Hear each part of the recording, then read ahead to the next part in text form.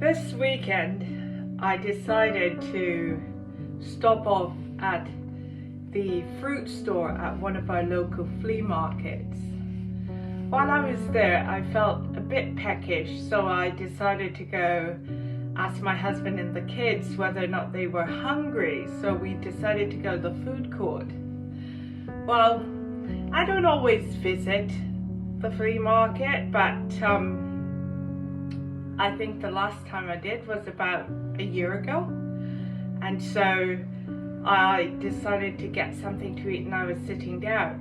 Well, this vendor in the food court, for which I'm very familiarized with, decided that she wanted to come over, and my daughter, my son and my husband, we were all sitting down as a family. They are the younger ones, and wherever we go we're always with our kids. We're never alone. So as we sat there, she came over and this vendor started looking at my daughter and she started saying, "Why is it that you don't respect yourself?" And I kind of quickly picked up that she was trying to say, why is it that young people don't respect themselves? But I guess because of the English and the translation, it came out differently. So I could instantly feel my daughter's mood, her spirit, so to speak. So quietly I stretched my hand out onto the table and I kind of grabbed a hold of hers and I held it. I thought, you know what, let's give her a bit of comfort and try to explain to her what's going on without explaining. My daughter's 18. She's not a kid, but she's still a kid. And so the woman starts, and then it went into religion and Christianity versus Islamism, and she's Muslim and we're Christians, and I just sat there and listened throughout the entire conversation. I had nothing to say because the Spirit of God just told me to be quiet. The Spirit of God told my kids to be quiet. My husband literally got up and just walked away. He couldn't handle stuff like that, and he's not a man to have two words. He's to the point, and so before he could say anything, he just got up and left. Well, she was working her stall that she sold food at with her daughter and I believe it's her brother. And her daughter came over to get her assistance to do some stuff at the stall. At the same time, my son wanted some water, so I had some extra change and I took it out. I didn't know how much it was, but I just brought out a whole bunch of change from my pockets and gave it to him. He went and got the water and I was literally saying, now let's go, let's get out of here. And we were halfway out the food court when she grabbed a hold of us again and like, come back, come back. And so I sat there and my son came over, he put the rest of the change down for me to take up and put it in my pockets. And she started cautiously touching the money and then pushing it back towards me. And each piece of coin, she kept talking and touching the money and pushing it back to me. Well, as she was doing that and talking, it was like the Spirit of God just came down and said, do not touch that money. No matter what it is that you do, Liz, believe me what I'm saying, do not touch that money.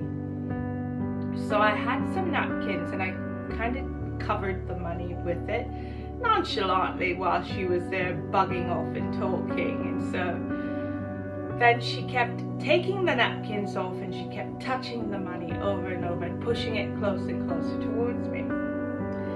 Then she started talking about LGBTQ and her daughter and all these things, and I've done everything for my kid and what else do I need to do? And I said, what you need to do is to pray. I pray 5 times a day, she tells me. But at the end of the day, what exactly are we praying? praying for? Are you praying that your daughter will be okay?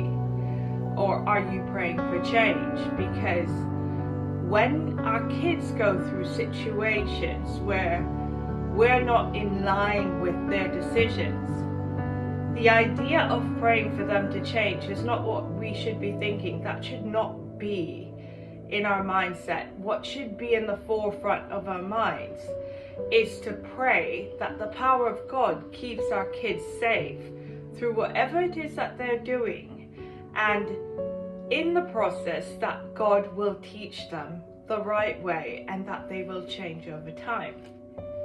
You see, sometimes people want to fly, they want to get things done, but what they need to realize is that they have to give up what's weighing them down. You're not always going to get the response you want because you're looking at things the old way, right? I believe her intention was to use some sort of witchcraft against me.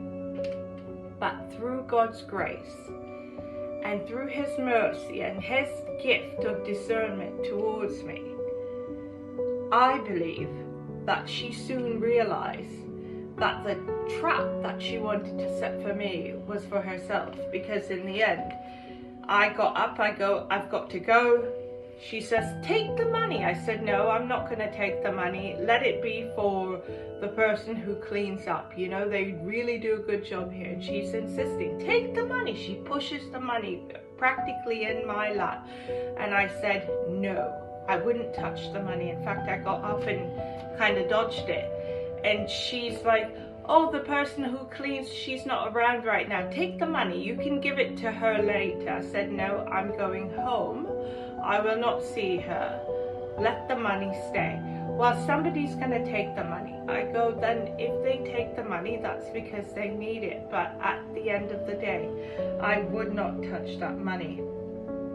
In life, when God speaks to you, you've got to always learn to trust what is being told to you. In other words, trust your instincts. These instincts, I believe, is an absolute powerful message from God that wakes up the very soul inside of you. That's how you know your gift of discernment is working.